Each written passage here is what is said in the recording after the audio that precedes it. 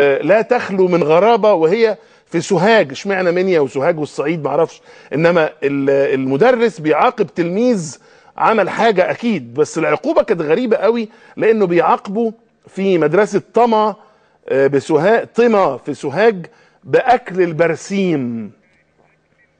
اكل البرسيم يعني معناها اللي هو طعام الحمير والبهايم طبعا.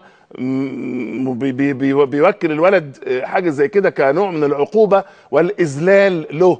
هو انت محتاج تعاقبه عشان تقاوم سلوكه، ولا علشان تكسر يعني روحه المعنويه وتذله؟ ده برضو موضوع تربوي مهم جدا. انا متاكد انه التربويون كلهم هيبتدوا يعني يبحثوا فيه عشان يشوفوا ازاي الموضوع ده ممكن يتم، وليه المدرس يعني كان خياله ما فيهوش حاجه يعني غير كده في معاقبه الطالب. في على فكره بلاغ اتقدم من مجلس الامومه والطفوله للنائب العام ضد المدرس، بيتهمه بانتهاك حقوق الطالب، ويعني هنشوف ايه اللي ممكن يحصل في هذا البلاغ.